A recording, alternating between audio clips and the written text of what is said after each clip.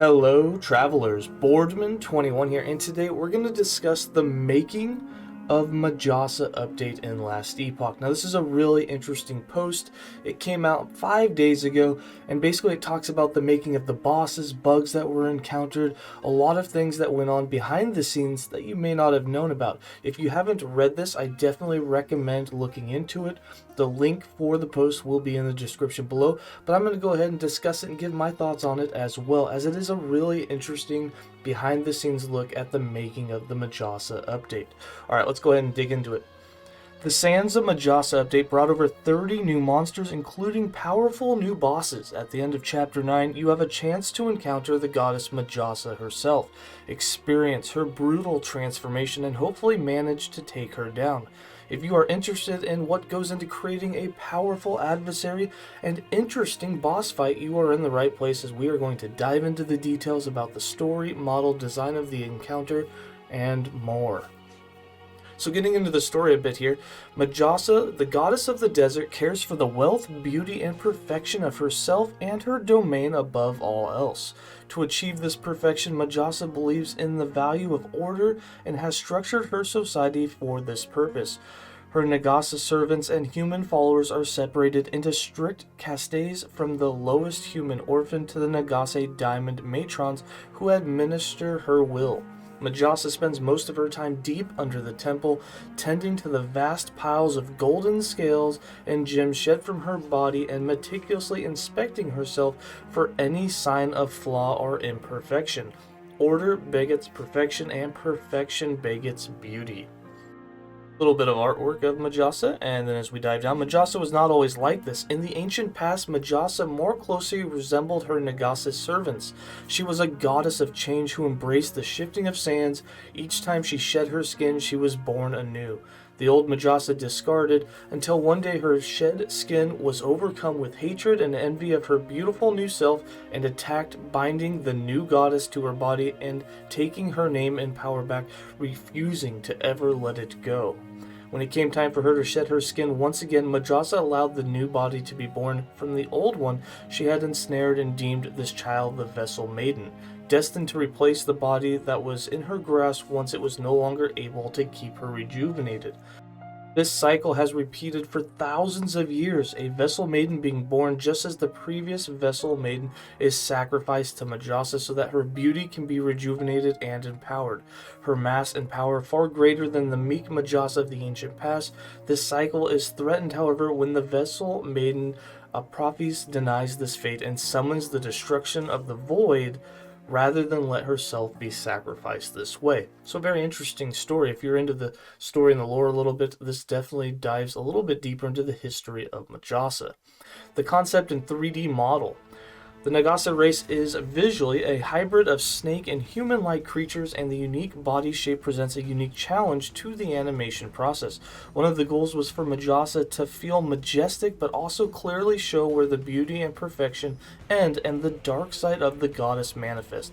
Here you can see several variants of concept artists explored during the pre-production, and you can see all sorts of things from having multiple snake heads to having more of a winged typed cape type, and then the snake head up above, the snake actually being the head. You can see they went through all sorts of things. I'm very happy with where they ended up. It is a beautiful animation and boss to take on. And as we scroll down some more concept art, we knew that at some point in the encounter we wanted Majasa to rip her young vessel from her body, so that was something that the 3D artists had to keep in mind and take into consideration. Majasa's transformation was supposed to be a very brutal and bloody, and the model had to show the aftermath of that. And I think they did this very well in the fight. As you clearly can see, there's blood everywhere. And then as we scroll down, we got some more concept art. You can see ripping the body out and how it would lay on the ground, how the body would look afterwards. The encounter design. The Majasa fight ended up being one of the most ambitious bosses, only possibly competing with the Shade of Orbis, which I think had more to do with the number of skills that Orbis just had on hand than anything else. We had a very strong backstory and reasoning for fighting Majasa, and wanted to make sure that at least some of that came across in the boss fight. She's this sort of insane god who leeches the life of her followers to stay alive. Imagine that, a god who sacrifices others to stay alive.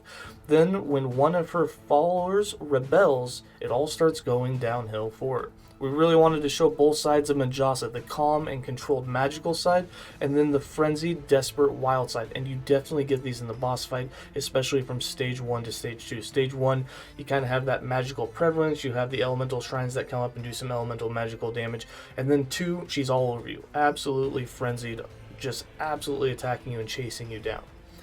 While we could have possibly done this with cutscenes or other interactions with her, we felt this was a fantastic opportunity for a 2-phase boss fight. Glad they went that way.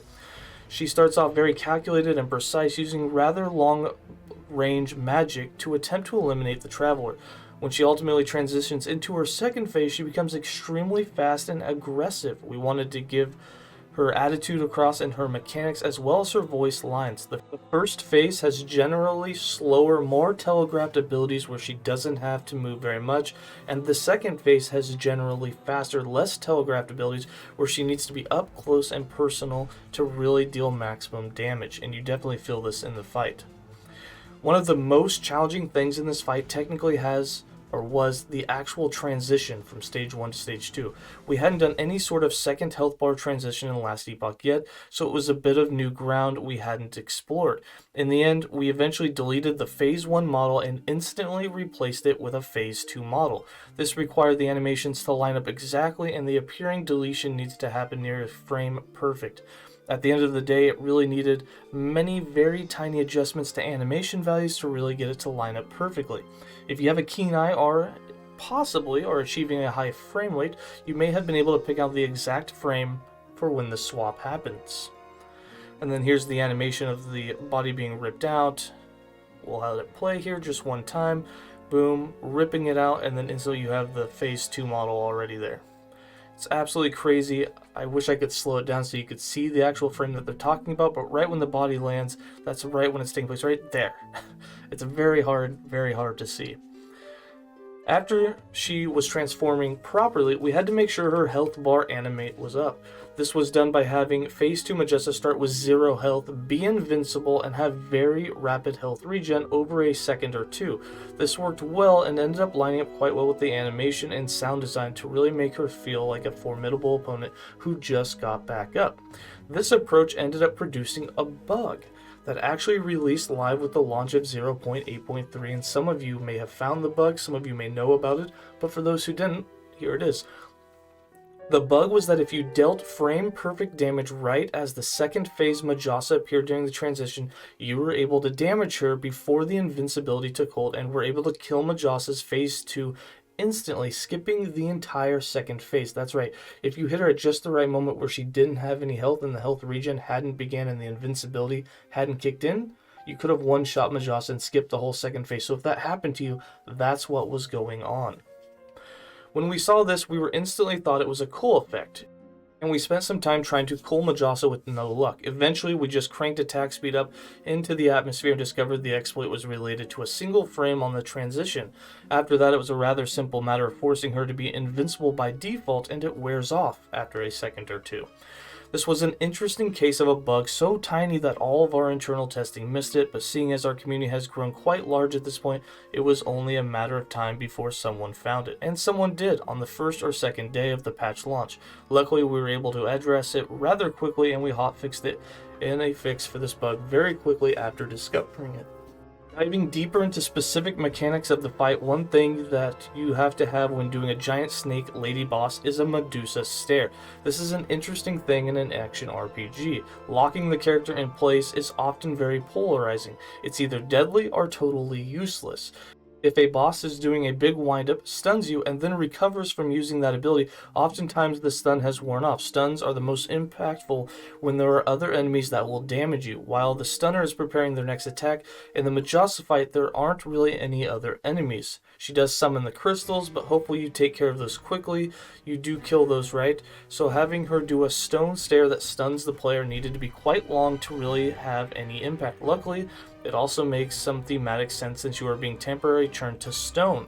Also, we didn't want the stun to be an instant with minimal dodge time because that just feels bad. The solution we arrived at there was to make the stun slowly stack up on you before fully stunning you at max stacks. This ended up being the correct approach, and we felt there was plenty of counterplay and plenty of trade-off if you did get stunned. And many of you know this, you're trying to dodge that, and once it starts to hit you, her breath, and you start slowly getting stunned, or I say breath, but her stare, you'll notice that you try to get out of it as soon as possible, and there is time to react, which makes it really nice. The healing coffins were thrown in partly through the fight. The team had the idea of her running over to the coffins and sucking the remaining life out of the corpses there. When I first heard the idea, I thought, well, this is very cool. I have no idea how we would do that. Luckily, we have some wizards on our team who enlightened me, and we were able to make just this happen. In the end, the healing coffins are coded as allies to the player. Bet you didn't know that. They are your ally. And Majasa goes over to them and kills them, and when they are killed, they heal her, which really isn't far from the lore reasoning. Getting the animations to line up a bit was a task, since we don't ever actually interact with other things like chest opening or grabbing levers or anything else. This was a bit of new ground. The solution ended up being rather simple though, you just fake it. Majasa and the sarcophagus animations are very rapid, and this helps hide the fact that her hands may not have actually touched the lid and may clip through. If we did, however, slow the animation, it would be quite obvious that this is what was happening and that she wasn't actually touching it. And you can see in the animation when she runs over to it, but it's just a very quick thing where the hand just kind of flews through. It may not even touch it, but it looks good. On the topic of animations, we had several nightmares while implementing Majasa. She had several scale issues where when she was animated, her entire top half would sort of pulsate to a larger scale. This obviously isn't what we wanted to ship with, but it was funny to watch. Unfortunately, we didn't get any clips of that in here to actually see what was happening, but it does sound pretty funny. We attempted all sorts of exporting and importing settings and options and eventually landed on a sum combo that worked out and fixed the issue. Still don't know why the issue was happening, and I really hope it doesn't come back in future enemies. Another animation bug we encountered was the tail. It was super rigid and bent strangely, which is not really what a snake tail should look like. After many exports and retries, we eventually found that it was a skinning issue. In last epoch, we limit the bones that can affect any given vertex in a model. If there are any more bones affecting any one vertex, then Unity will do its best to lower it and move the skinning into the appropriate places. Usually this works great. In this specific situation, however, it ended up producing very strange results with the tail. We ended up having to send the rig back to the rigger, who reskinned a large portion of it in order to get the tail to behave more like a tail. Sounds and voiceover. As you can see or hear from the attached audio snippet, Majasa's death is quite the dramatic event. All of the sound design for Majasa was fun, but the death was particularly interesting to work on. Lots of blood in there. Sam's awesome VFX and the death event really allowed us to go hard on the crunchy gooiness of the moment. There was also quite a lot of movement in the animation, so I designed some Foley sound effects covering Majasa falling and wriggling around in the blood when she falls. As for vocals, credit goes to 𝐿, a wonderful voice actress who brought a perfect sense of divinity and danger to the performance. Once the groundwork was laid, you applied a generous serving of goddess-like effects and blended her vocals with the other recordings of human screeching and screaming. Tamara provided some great screams in the recording session, so you were able to use those in conjunction with some otherworldly vocal sounds you have in the arsenal to create some bone-chilling animalistic shrieks. And here we'll take a listen to those.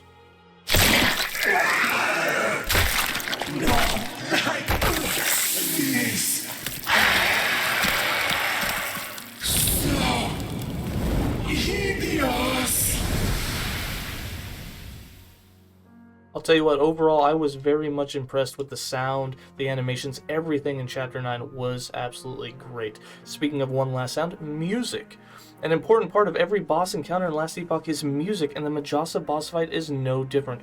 Earlier this week, our talented composer Wesley shared more details about creating music for this encounter. Check his blog post, not only Majasa fight music, but also about the Scalebound hideout track, and in another video I will be covering that later.